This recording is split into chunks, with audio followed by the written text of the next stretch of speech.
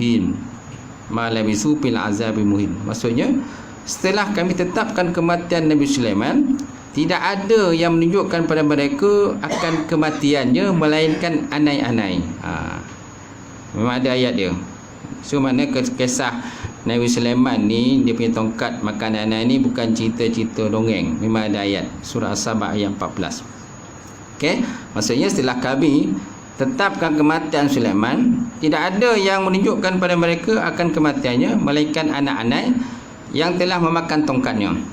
Maka apabila ia tumbang, nyatalah kepada jin itu bahawa jika mereka mengetahui hal gaib, nescaya mereka tidak di dalam azab yang menghina.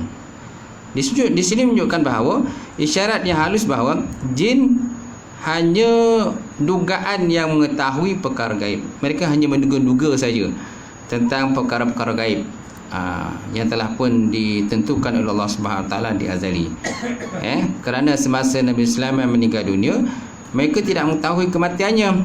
Mereka tetap dalam keadaan yang bekerja, dalam keadaan yang bekerja, sehinggalah mereka nampak bahawa Nabi Sulaiman telah pun tumbang. Sedangkan Nabi Sulaiman telah mati sekian lama sebelum daripada itu lagi, tuan-tuan. Nampak tak? Itu menunjukkan bahawa kita bahawa golongan jin pun dia macam manusia juga. Walaupun dia berada di alam gaib, tahu tak? Dia berada lain dan kita tak nampak mereka pun. Tetapi hakikatnya mereka pun tak tahu sebenarnya. Kan? Qada dan qadar Allah SWT tu dia tak tahu pun. Kan? Perkara-perkara yang tu ditulis Lauh Mahfuz pun tak tahunya. Itu sebabnya apabila mereka cuba mencuri berita-berita daripada langit, jadi mereka direjam dengan kata apa nama itu, rujuman. Kan?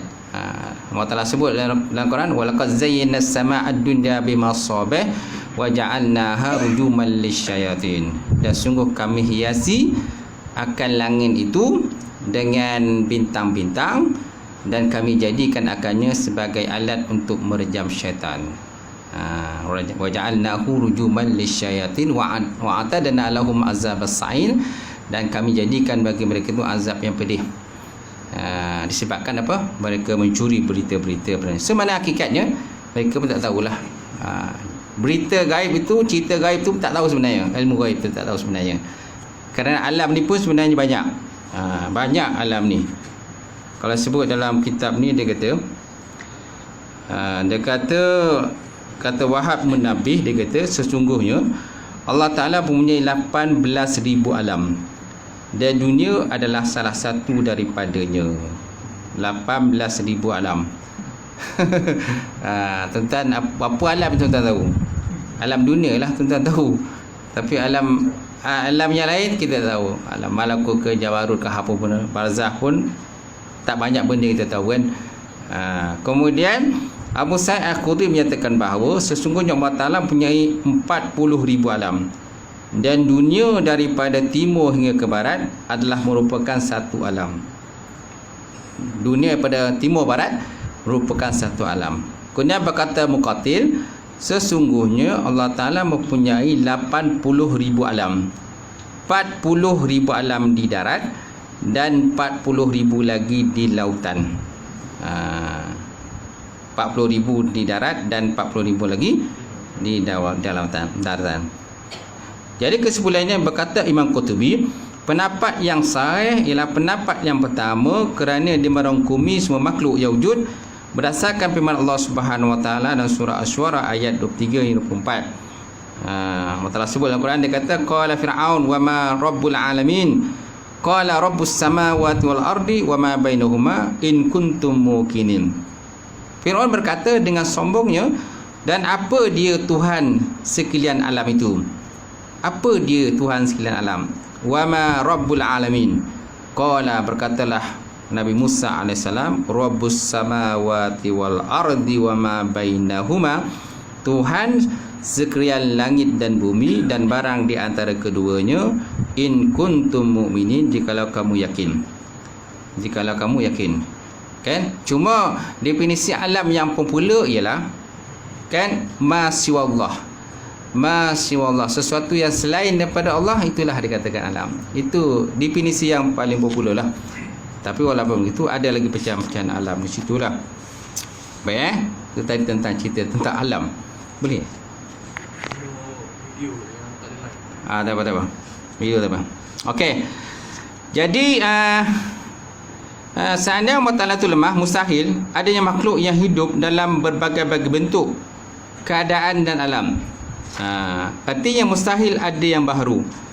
Tetapi makhluk telah ada dan dengan sendirinya terbatal.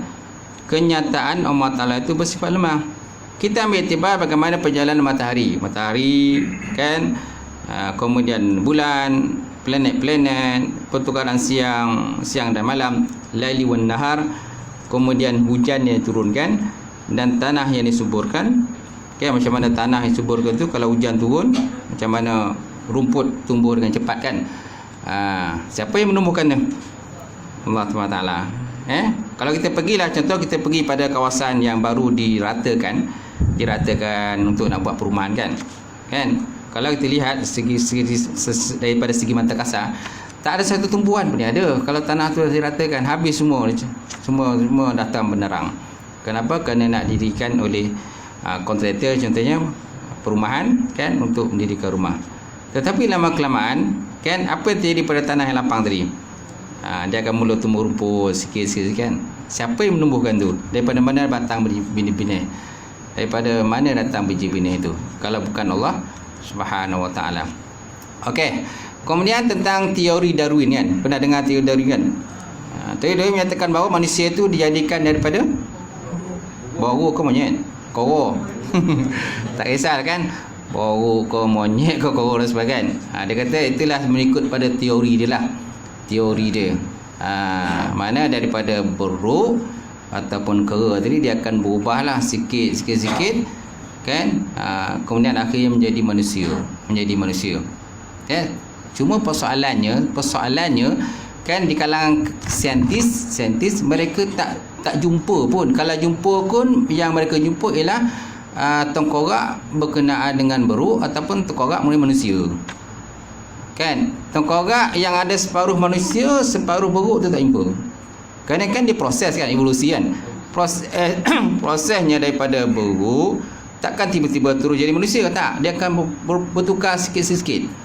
Tukar sikit-sikit sampailah kepada menjadi manusia. Persoalannya kan, ketika pertukaran daripada manusia kepada monyet tu kan, ada manusia separuh monyet kan. Masalahnya mereka mencari jasad tubuh kan, mayat itu semenjak pada zaman dulu sampai sekarang. Akhirnya mereka tak jumpa pun. Tak ada jumpa pun yang separuh monyet separuh manusia. Yang ada monyet adalah Kalau dia dah bertukar kepada manusia, tapi buruk masih wujud sekarang. Yalah. Patutnya dah bertukar, dah tak ada. Tak ada lagi buruk kan. Tak ada buruk lagi. Tu masalah, buruk tu masih ada lagi. Dan pelbagai pula jenis buruk kan. Pelbagai jenis nama dia. Nama pun macam-macam jenis. Okey. Manusia tukar jadi buruk pun ada. Ya, ada manusia tukar buruk lah. Yang kisah Nabi apa tu? Ketika kaum Ashabus Sabti, di mana kaum Ashabus Sabti adalah satu kaum menangkap ikan pada hari Sabtu. Di mana pada ikut pada ajaran Musa, mereka tak dibenarkan menangkap ikan pada hari Sabtu, Ashabus Sabti. Tapi mereka guna taktik lain.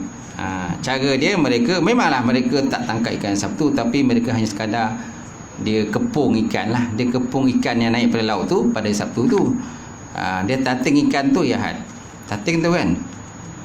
Tating tu angkat kan tu. Dia cedok lah ikan tu kan. Dia cedok ikan tu pada hari Ahad. Tapi hakikat sebenarnya kan, mereka dikira melakukan juga kan larangan menangkap ikan pada hari Sabtu. Jadi akhirnya Allah Ta'ala turunkan bala pada mereka. Jadi mereka menjadi kera. Tu adalah kan, manusia menjadi kera tu ada. Baik. Allah Ta'ala menyebut Al-Quran, dia kata wasyamsu tajri li mustaqarrin laha zalika taqdirul azizil alim wal qamara qaddannahu manazila hatta 'ada kal urjunil qadim las samsu yanbaghi laha an tudrikal qamara wal laili sabiqun nahar wa kullun fi falakin yashbahun. Surah mana itu tuan? Surah Yasin. Maksudnya wasyamsu tajri li mustaqarrin laha. Matahari itu beredar menurut ketetapannya. Kan? Zalika taqdirul azizil alim. Itulah ukuran daripada yang maha kuasa dan maha mengetahui. Wal qamara qaddannahu manazila hatta adakal urjunil qadim. Dan bulan itu setelah kami tentukan tempatnya sehingga kembali menjadi mayam yang telah tua. Mayam yang telah tua mana menjadi bulan sabit. Kerana bulan itu berubah-ubah. Kan daripada kata bulan yang kecil menjadi besar, bulan purnama kemudian menjadi kecil semula. Itulah perubahan yang berlaku pada bulan. Okey. Matahari ada tak? Ada tak matahari berubah daripada kecil menjadi besar, besar menjadi kecil? Tak ada kan? Matahari tetap kekal macam tu. Yang berubah itu ialah bulan yang berubah. Okey. Kemudian matahari tak sepatutnya mengejar bulan dan malam tidak dapat mendahului siang kerana tiap-tiap satu beredar terapung-apung di tempat edarannya masing-masing. Tempat edarannya masing-masing. Baik. Kemudian adakah ini berlaku dengan sendirinya? Sudah, tentu tidak. Tentu ada sesuatu yang Maha Berkuasa yang mengawal dan memerhatikan pergerakan-pergerakan itu. Kita lihat lagi, setiap makhluk Allah Ta'ala itu terjamin rezekinya, sehingga ulat di dalam batu pun tetap ada rezeki untuk menyambung akan hayat mereka. Ulat dalam batu, mana dia sembunyi kan? Ulat dalam batu tu dia sembunyi. Malah kalau lihat dalam laut pun, dalam laut pun ada binatang-binatang yang bersembunyi di bawah pasir tu. Kan? Dia taktik dia lah. Dia menyembunyi di bawah pasir. Kan? Lepas tu bila ikan lalu atas dia, maka dia pun tangkap. Nampak tak? Semana rezeki dia lah. Yang penting dia kena usaha. Usahalah menangkap. Takkanlah kata ikan dah lalu depan kepala dia tak tahu ya. Nampak? Nah, semana ikan pun bergerak juga. Ikan juga orang kata berusaha untuk mendapatkan makanannya. Burung pun betul juga. Burung pun usaha untuk mendapatkan makanan. Dia keluar waktu pagi, kan, dan balik waktu petang dalam keadaan kenyang. Tak ada burung tu duduk kan? Tak ada. Anak burung lain lah. Memang anak burung tu mak dia yang akan cari makanan dia. Lepas tu kan, omak tadi dia simpan makanan dalam dia punya mulut tu kan. Dia punya apa tu? Paruh kan, simpan dia. Pandai dia simpan. Dia tak kedokut. Dia simpan dan balik tu dia bagi makan pada anak. Okey. Tapi ada juga kadang-kadang binatang yang kedokut. Ayam apa yang kedokut? Ayam jantan. Dia kedokut sikit. Ayam tina dia rajin, dia bagi makan pada anak. Cuba tuan-tuan lihat, kalau ayam jantan dengan ayam tina dia bagi makan pada mangkuk yang sama. Lepas tu ada anak-anak di sekitar dia. Siapa yang ambil tahu tentang anak itu? Mak ayam lah. Bapa ayam tak tahu dah. Dia tak tahu ya. Kan? Dia fikir tempolok dia. Makan, sorak makan dia. Tapi jangan jadi macam bapa ayam dah lah. Dia fikir makanan dia. Dia tak fikir tentang anak dia mampu ke apa, dia tak tahu ya. Baik, kemudian malaikat di kaum Allah Ta'ala mengendaki makhluk itu pulang ke rahmatullah. Allah Ta'ala berkuasa mengada dan mentiadakan sesuatu, menghina dan juga memuliakan seseorang. Firman Allah Subhanahu Wa Ta'ala, Qulillahumma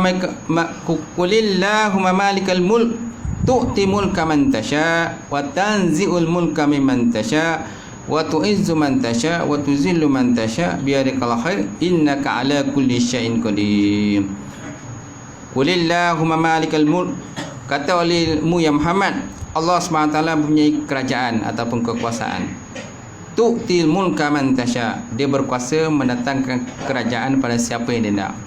Wa tanzi'ul mulka mimman tasha, dan dia juga mampu mencabut kekuasaan pada siapa yang dia nak.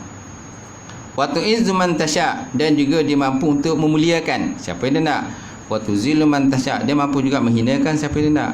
Biyadikal khair, dan di tangannya itulah ialah kebajikan, kebaikan. Innaka ala kulli syai'in qadir, sesungguhnya Allah Ta'ala itu maha berkuasa atas sesuatu.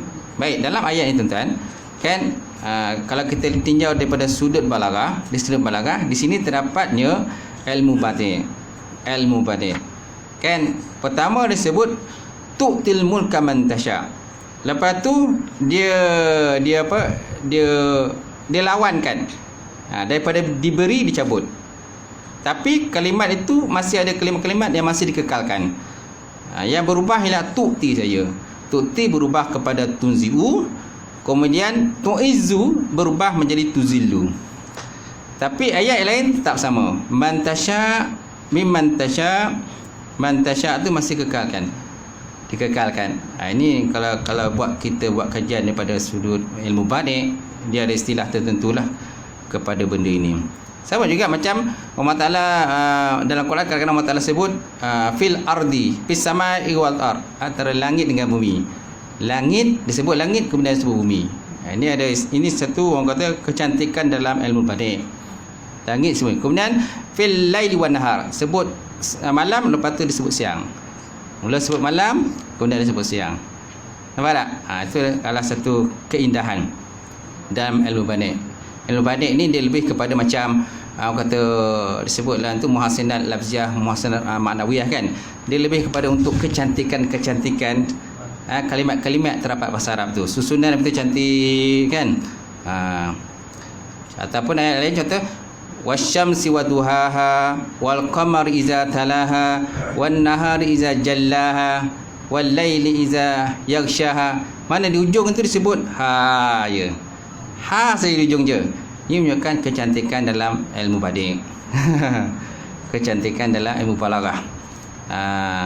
Kerana balaghah ni, badik ni lebih kepada untuk orang kata macam aksesori lah.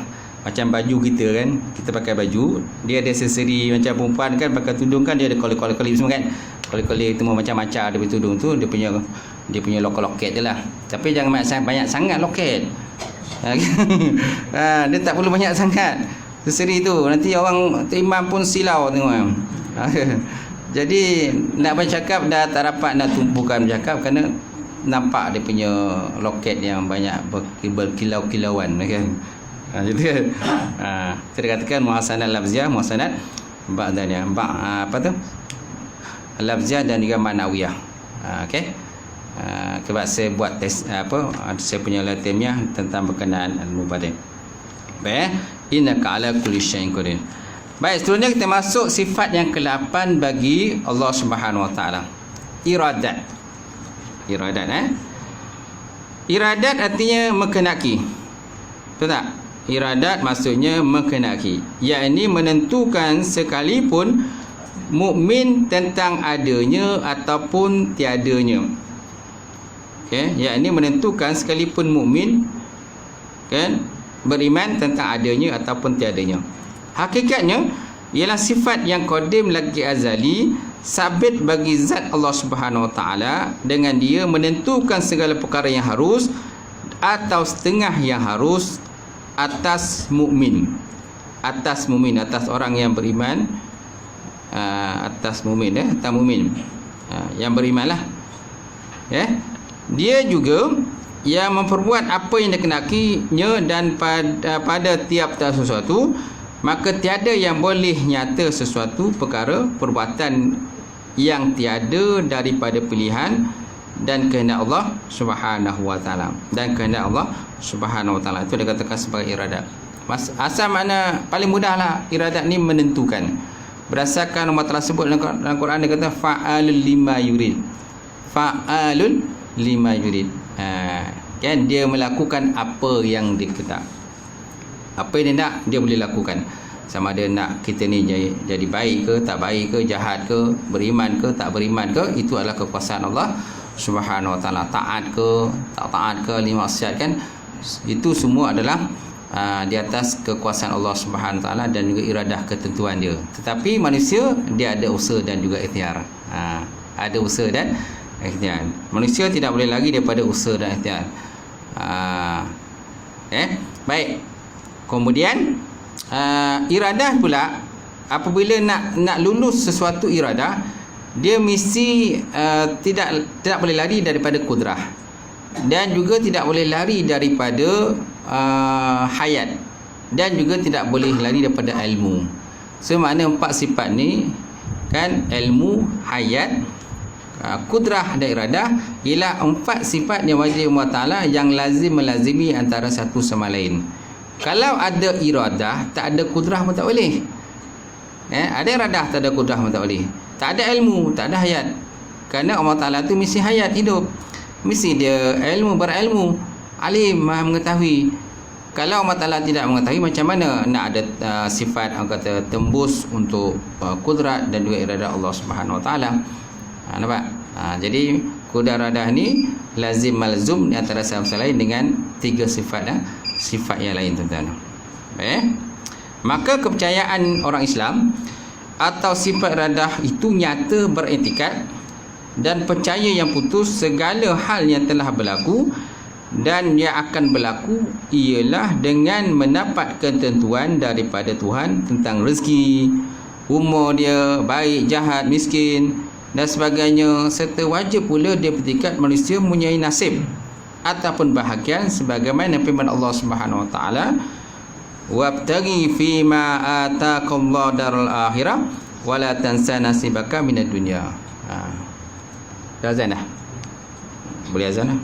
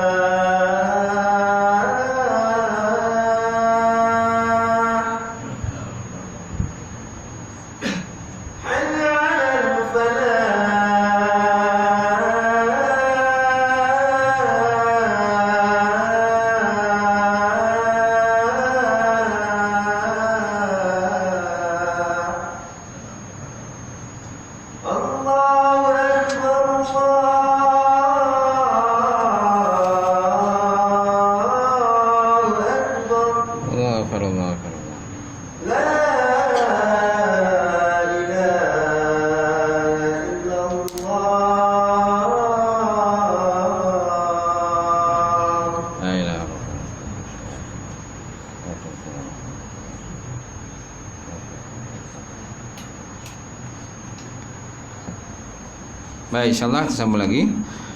Maksudnya wabtaghi bima ataqallahu darul akhirah. Tuntut oleh kamu atau cari oleh kamu tentang apa yang diberikan oleh Allah Subhanahu Wa Taala kepada kamu keselamatan di kampung akhirat. negeri akhirat, itulah akhirah. Wala tansa nasibaka minad dunya, dan jangan kamu lupakan tentang bahagian kamu di dunia. Di dunia.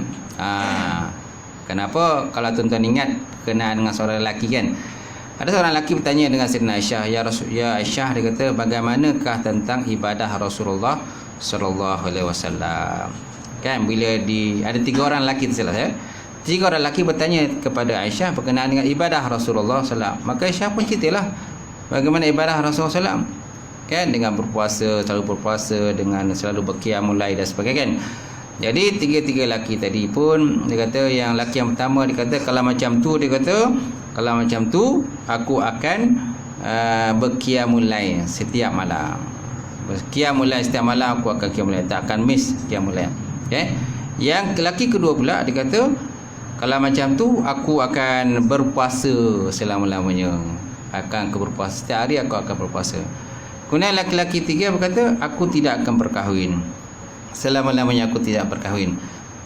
Rupa-rupanya apa yang mereka bincangkan tadi didengar oleh baginda Rasulullah sallallahu alaihi wasallam, dan Nabi menegur ketiga-tiga lelaki tadi, jangan kamu buat begitu, kata Rasulullah. Jangan kamu asyik orang kata ibadah setiap malam. Kan, kemudian yang kedua, kamu tidak berpuasa ya setiap masa, tak pernah berbuka. Okey, dan kamu pula ada yang tadi orang kata tidak berkahwin selama-lamanya. Nabi kata jangan buat begitu. Kerana aku juga berkahwin, dan juga ada masa aku berpuasa dan aku berbuka, dan ada masanya kalau aku penat aku berehat dalam ibadah. Faham tak? So jangan memberatkan diri kita lah. Kerana ada bahagian kita dunia tanggungjawab. Ada juga lelaki yang hidup pada zaman Nabi SAW tadi, dia sibuk dengan ibadah kepada Allah Subhanahu Wa Taala. Maka Nabi menegur lelaki itu, jangan buat begitu. Okay, jangan buat begitu. Dan ada pula lelaki, tuan-tuan, dia berpuasa 3 bulan. Tak silap, 3 bulan berturut-turut dia berpuasa. 3 bulan berturut-turut berpuasa. Jadi Nabi menegur lelaki tadi supaya jangan lakukan begitu. Sebaik-baik puasa ialah puasa Nabi Daud alaihissalam. 1 hari berbuka dan 1 hari berpuasa. 1 hari berbuka, 1 hari berpuasa. Macam tu. Ya, Ramadan tu lain lah. Kalau Ramadan tu memanglah wajib puasa Ramadan itu. Ni puasa sunat maksud saya. Sebab ada di kalangan lelaki-lelaki pada zaman Nabi SAW yang kuat dia punya ibadah dia kan. Tapi lelaki Nabi tegur mereka jangan buat itu, kerana badan juga ada hak. Badan juga hak, isteri pun ada hak, anak-anak pun ada hak juga, ahli keluarga pun ada hak pada diri kita. Macam tu. Baik. Kemudian, tetapi nasib itu tidak akan dapat serta-merta kita pulangkan kepada ketentuan takdir daripada Tuhan jua. Jika tidak berusaha dan bertekad dengan sebaik-baik usaha dan juga ikhtiar. Okey. Jika tak berusaha dan beriktikad dengan sebaik-baik usaha dan juga ikhtiar, maka hendaklah dipaham baik-baik daripada masalah ini. Adalah manusia itu disuruh berusaha, berikhtiar, bekerja, kan, membuat amal soleh dan sebagainya. Hatta kalau orang tak ada kerja pun kena juga buat kerja. Maklumlah zaman sekarang tu kan, kadang dia tidak bekerja kan mengganggu. Ada orang kata mengganggu pun satu kerja juga ustaz kata. Mengganggu pun satu kerja juga. Ya ke?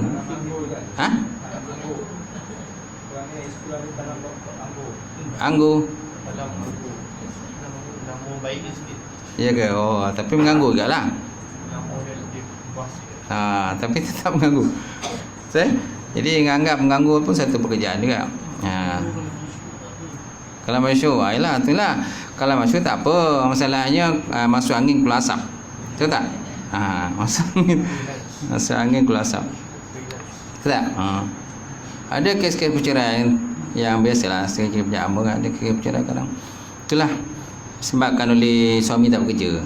Suami tak bekerja kan. Jadi yang menanggung tu isteri.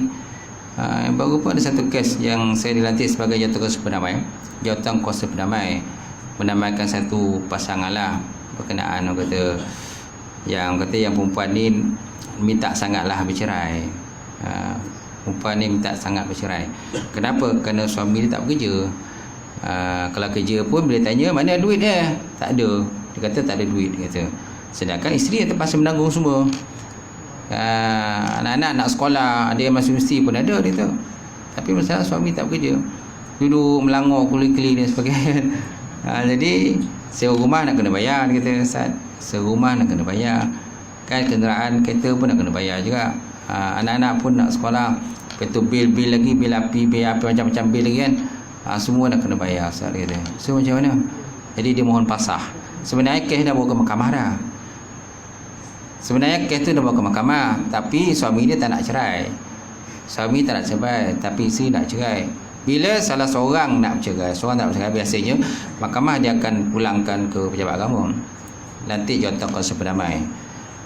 Wakil daripada kedua pihak lah, dilantik untuk bincangkan perkara tadi. Tapi itulah, dia kata wakil daripada pihak isteri, dia kata memang nak berpisah juga, kerana dah lama, dah berpuluh tahun, dia kata. Dah berpuluh tahun bersabar, dia kata. Dah berpuluh tahun bersabar, dia kata, Ustaz. Dah tak boleh tahan dah, Ustaz. Dah tak ada hati, dia kata. Hati dah tak ada dah, Ustaz. Macam dia tu macam tak wujud, dia kata. Kerana semua terpaksa dia yang kena buat, kita. Semua dia kena buat. Sedangkan suami tidur makan saja. Jadi menyusahkanlah. Kita. Suami dia pencen pun. Tak tahu pencen apa lah. Kalau pencen masuk tak apa. Betul tak? Ni pencen tapi tak masuk. Itulah. Sebab tu dia tak kerja, Ustaz. Dia pencen pun relax lah. Nak kerja orang. Yalah. Kalau ada pencen tu boleh bagi pada isi, tak apa. Ni tak ada, tak langsung kan. Masuk angin keluar asap ya. Itu antara sebab-sebab faktor berlaku perceraian, begitulah. Sebab-sebab dia. Okey. Baik. Maka wajiblah manusia taat dan menyempurnakan segala perintah itu, serta berhenti daripada mengejar segala larangan Allah Subhanahu Wa Taala. Pendek kata, tuan-tuan, umat Islam yang bersungguh-sungguh mengharapkan kemajuan di dunia dan akhirat, maka hendaklah berjalan di atas kaedah menjunjung perintah Tuhan ataupun perintah Allah Subhanahu Wa Taala dan menjauhi segala tegahan larangan Allah Taala, kemudian baru bermohon dan berserah diri kepada Allah Subhanahu Wa Taala. Tak? Mesti berusaha, bekerja. Okey? Tapi jangan jadi hamba kepada bekerja sudah. Itu ialah. Bekerja tak dilarang. Tetap bekerjalah. Untuk cari pendapatan kan, untuk menyara kehidupan. Yang menjadi masalahnya bila bertuhankan kepada pekerjaan tadi, sehingga kan tak ada masa nak ibadah, tak ada masa nak solat, tak ada masa nak puasa, tak ada masa nak bercampur-campur orang ramai ni. Memang tak ada masa dah. Okay, tak pernah sampai. Dia bila sampai tu, bila sampai ke masjid tu, bila matilah. Bila dia mati tu barulah sampai. Itu pun kalau dibawa ke masjid. Jenazah tu kalau dibawa ke masjid, dan dia pula jadi imam lah tu. Imam pula belakang. Nampak tu makam dia, orang jenazah dia kan, mati kan. Dia duduk ke depan, imam belakang dia. Tapi dia nak matilah. Tapi walaupun macam itu, imam tetap juga doakan dia. Allahumma fil lahu warhamhu wa'afi wa'fu anhu wa akrim nuzulahu wa wasi' madakhalahu wasilhu bil ma'i wasajad bisaji wal barat kan. Dan ada satu doa lagi yang biasa imam baca. Apa dia? Nas'aluka, Allahumma inna nas'aluka bihaqqil Muhammad wa ali Muhammad alla tu'azziba hazal mayit. Itu biasa baca tu. Allahumma inna nas'aluka bihaqqi Muhammad wa ali Muhammad alla tu'azziba hazal mayit. Ya Allah, Tuhanku, aku minta pada Engkau ya Allah dengan hak Muhammad, hakku Muhammad wa ali Muhammad dan ali Muhammad, okey, supaya bahawa Engkau tidak mengazab mayat ini. Dekat kan. Dan biasa lagi bila kalau dah habis jenazah tu, apa kita cakap? Apa yang kita saksikan atas mayat ini? Betul tak? Apa kita saksikan atas mayat ini? Semua baik je. Baik kan? Nampak tak? Walaupun dia tak pernah datang. Dia tak pernah solat kan? 10 orang ni kalau dia tahu, 10 daripada kita ni kalau tahu dia ni jenazah ni memang tak pernah solat, memang ada yang tak nak sembahyang kan. Sampai tahap itulah. Tak nak sembahyang dah. Taklah kau kan. Kau pun tak pernah jumpa orang, ada juga.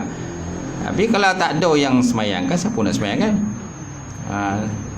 Jadi mesti ada paling tidak pun imam. Siapa jadi imam begitu? Paling tidak pun imam lah kena sembahyang kan. Imam dengan Bilal aja. Yang lain semua tak nak sembahyang dengan dia. Kalau tidak kan dia berdosa dah. Kira berdosa lah semua. Kerana dia dah hukum fardu kifayah tu. Mana seorang mengerjakan dia, maka habis, kira terlepaslah lain. Selagi mana tak ada yang solatkan dia, selagi itu kira yang lain tu kira berdosa lah. Macam tu. Cuma kita, bagi kita lah, janganlah kita cepat menghukum sangat. Kita dah tahu memang kehidupan dia begitu. Mana dah tahu tuan-tuan, waktu